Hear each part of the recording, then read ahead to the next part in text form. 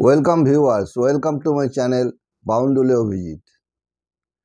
Hi guys, আজকে আপনাদের আমি নিয়ে যাব অফবিট উড়িষ্যা ট্যুরে। আমাদের অফবিট উড়িষ্যা ট্যুর আজকে তৃতীয় দিনে পড়েছে। তৃতীয় দিনে আমরা আছি রিপা হাউসে। গতকাল আমরা এসে পৌঁছেছি উড়িষ্যার গজপতি জেলার একটি পদ্মসম্ভব মহাবিহার বলে একটি বৌদ্ধ মনাস্ট্রিতে, যেটা জিরাং মনাস্ট্রিও বলে।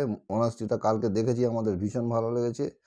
এবং তারই সংলগ্ন এবং মনাস্ট্রি দ্বারা পরিচালিত রিপা হাউসে আমরা কালকে রাত কাটিয়েছি।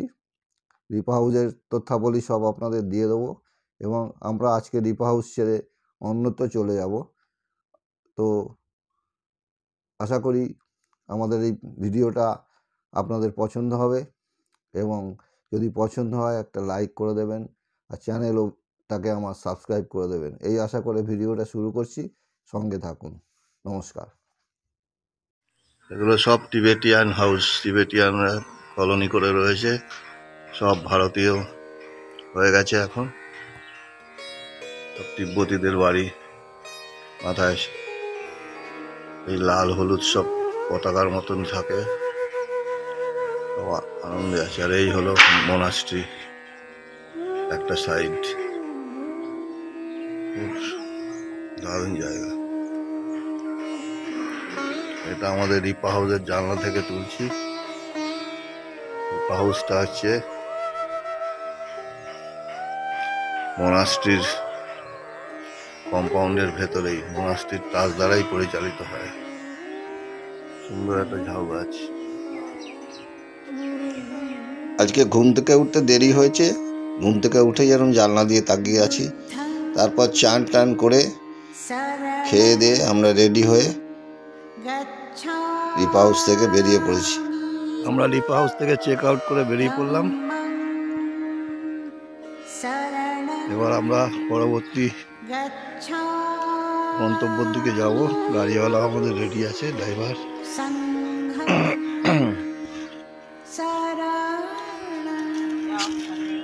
কুকুরদের দিচ্ছে।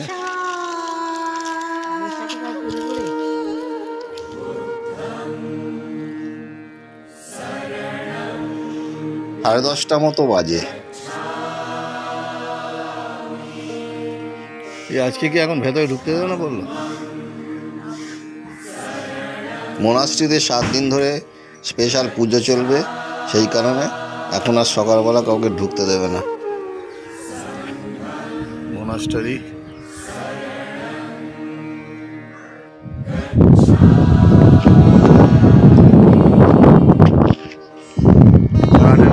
গ্রামটার নাম জিরাং।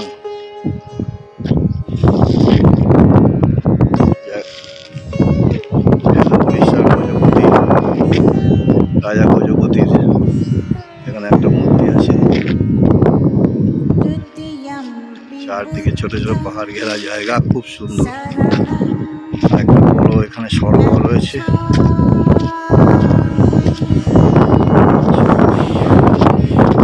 বোটিং টোটিং হয়, যদিও আমাদের কিছুই করা হয়নি। খুব হাওয়া দিচ্ছে, রোদ্দুরের তেজ আছে, কিন্তু হাওয়ার জন্য অতটা কষ্ট হচ্ছে না।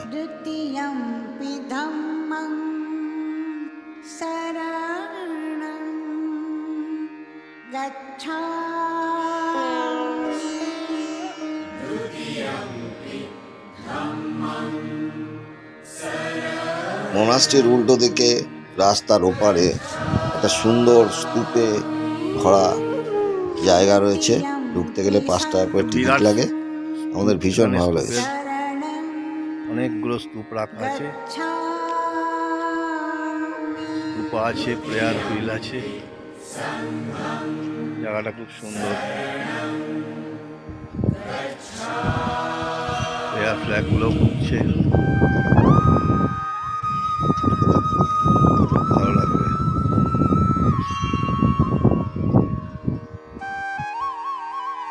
একটা প্রদীপ জ্বলছে।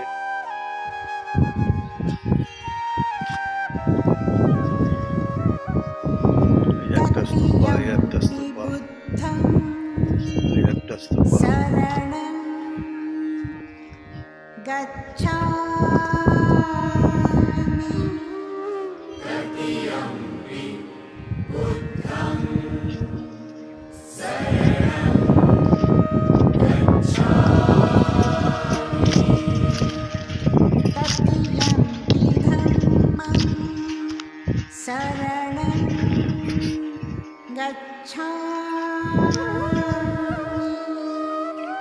অনেকগুলো স্তূপ আছে।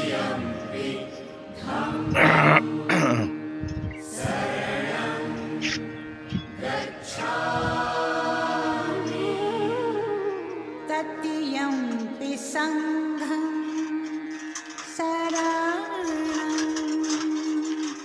गच्छामि।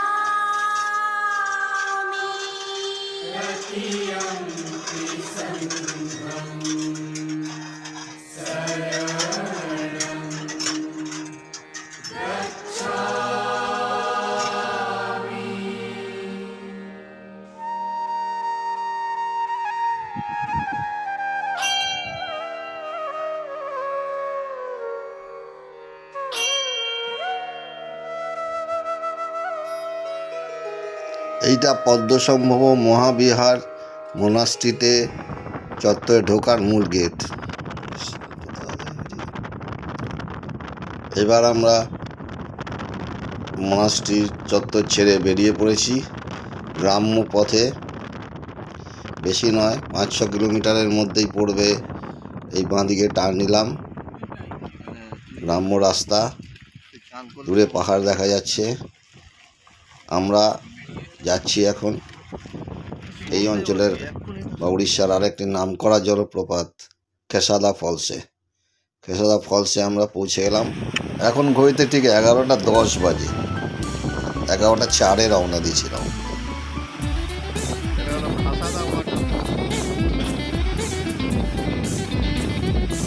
খাসাদা ওয়াটারফলস একটি চমৎকার এবং সকলের পছন্দের জলপ্রপাত।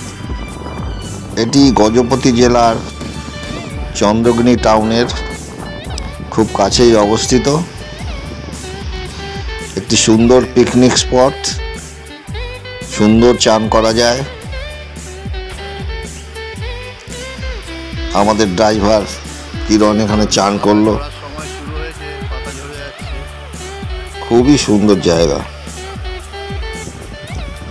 একটা মন্দির আছে, সুন্দর হচ্ছে, আবার একটু বিপজ্জনকও বটে, কারণ কিছু কিছু পাথর ভীষণ পিচ্ছিল, পিছলে যাওয়ার চান্স আছে। এখানে রান্না করে পিকনিক করার জন্য, রান্না করার জন্য জায়গা রয়েছে। এটা জিরাঙ্গ জেলা পরিষদ দ্বারা পরিচালিত হয় এবং পার্কিংয়ের বিশাল জায়গা আছে। মানে বোঝা যায় যে অনেক বাস টাস করে লোকে এখানে পিকনিক করতে আসে। আর চারদিকের দৃশ্য খুবই নয়নাভিরাম, খুব সুন্দর জলপ্রপাত। যদিও আমরা এখানে চান করিনি, ড্রাইভার চান করলো।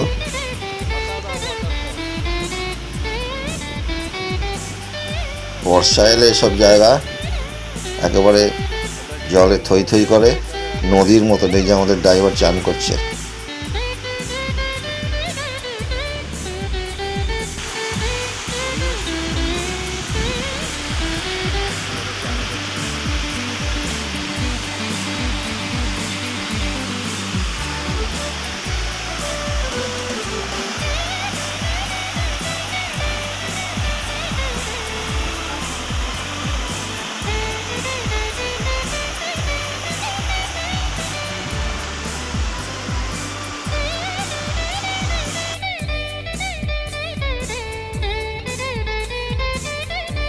এখানে দোকানপাট প্রায় নেই বললেই চলে। এই আইসক্রিম, শসা এইরকম তো খাওয়া দাওয়া সঙ্গে করে নিয়ে আসাই বুদ্ধিমানের কাজ।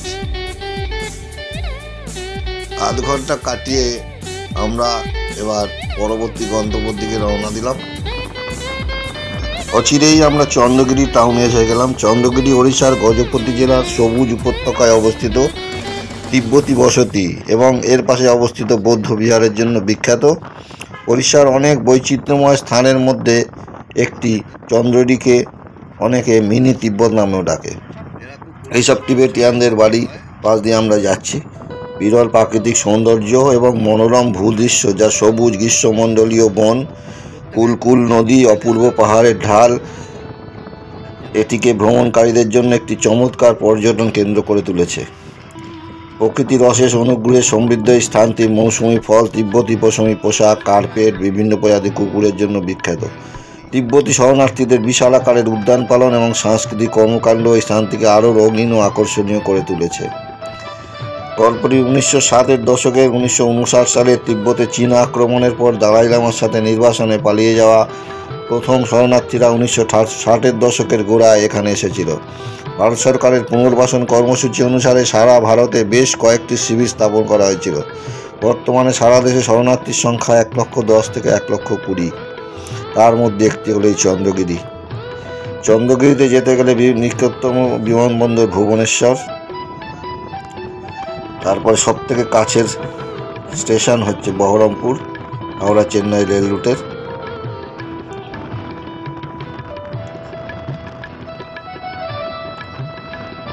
দীপা হাউসে যোগাযোগ হচ্ছে গ্যালে দর্জি, ফোন নাম্বার 9178227087, আর ঘর ডবল বেড ঘরের ভাড়া 1200 টাকা করে। হাট বসেছে চন্দ্রগিরি গ্রাম, বুধবারে হাট বসে, রাস্তায় জ্যাম।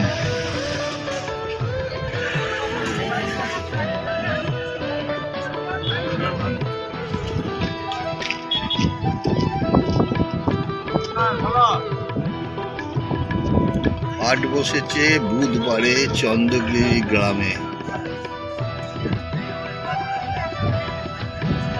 বিরাট লম্বা হাট, দুদিকেই রাস্তা।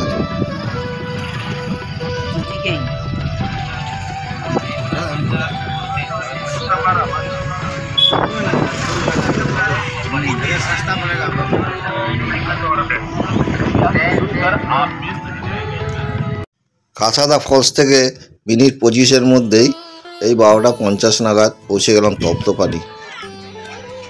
এই তপ্তপানিতে এখানে সব বাস এসে দাঁড়ায়, পুণ্যার্থীরা এখানে রান্না করে খায়। এই যে তপ্তপানির মন্দির, চারদিকের দৃশ্য এখানেও খুব সুন্দর। তপ্তপানিতে উষ্ণ প্রস্রবণ আছে, গরম জল। পুরো তপ্তপানিটা আমি একটা চক্কর দিলাম। প্রচণ্ড রোদ উঠে গেছে, গরম লাগছে খুবই। রোদের তেজ এখনই এই ফেব্রুয়ারির মাসে প্রচণ্ড এখন রোদের তেজ। তার মধ্যে তপ্ত পানিতে কি করে লোকে চান করছে জানি না।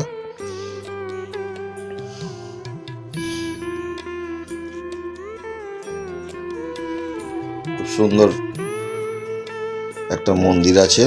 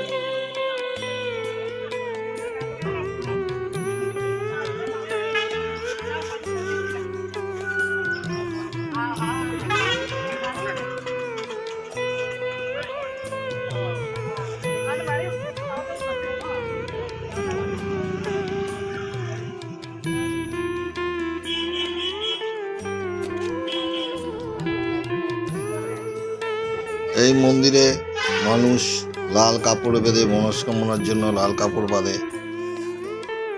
লাল কাপড়ের বাঁধা জায়গাটা দেখতে খুব সুন্দর লাগছিল। আর তপ্ত পানির উষ্ণ প্রস্রবণের সালফার দেওয়া জলে চর্মরোগ সেরে যায় বলে সবার বিশ্বাস।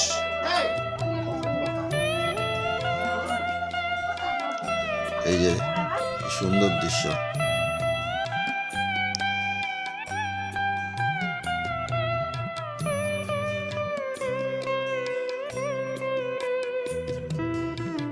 তপ্তপানির পরে আমরা রওনা দিলাম গোদাহাদা ড্যামের দিকে।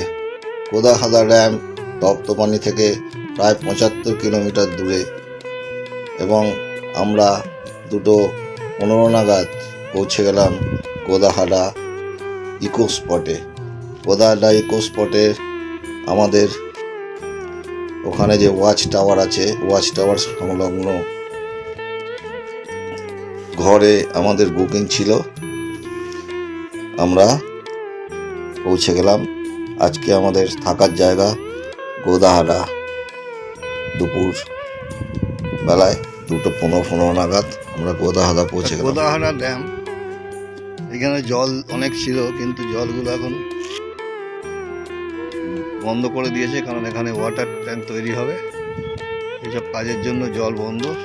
ড্যাম, আসল ড্যামটা একটু পরে যাব।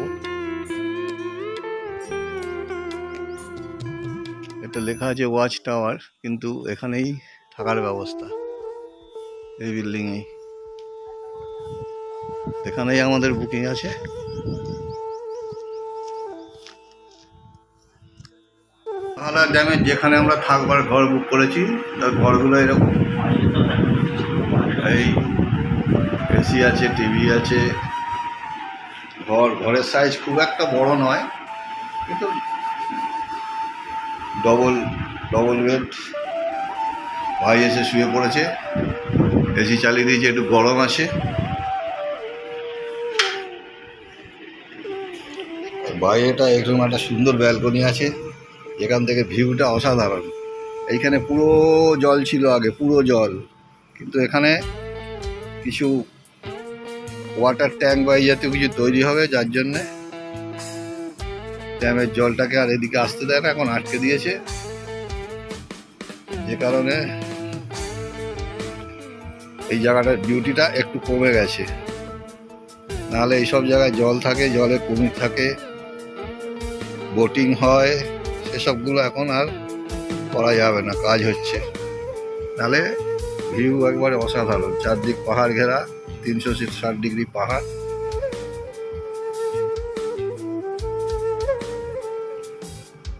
এটা হচ্ছে গোদাহাটা ওয়েটল্যান্ড, মানে ড্যাম থেকে জলটা এদিকে ছাড়ে।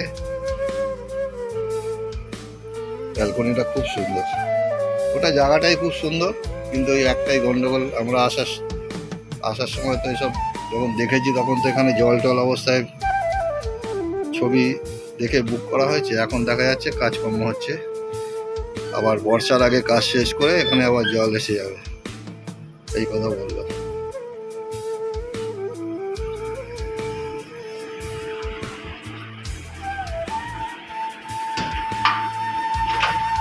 একটা সুন্দর তাকের মতো আছে, টিভি আছে,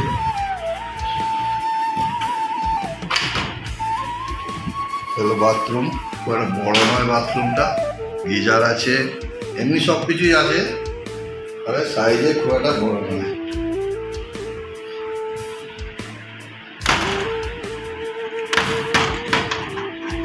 ওরা এগুলোকে বলে স্যুট। ঘরে একটা আয়না আছে।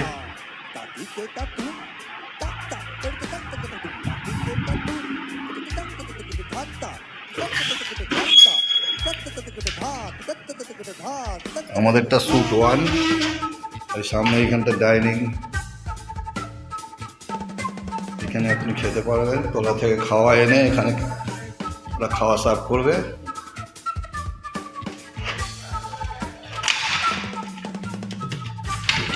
এখান দিয়েও বাইরে বেরোনো যায়। এরা ওয়াচ টাওয়ার বলে লিখেছে, থাকাও যায়, খুব সুন্দর। এটা হলো এন্ট্রি। এই গাড়িতে করে আমরা এসেছি।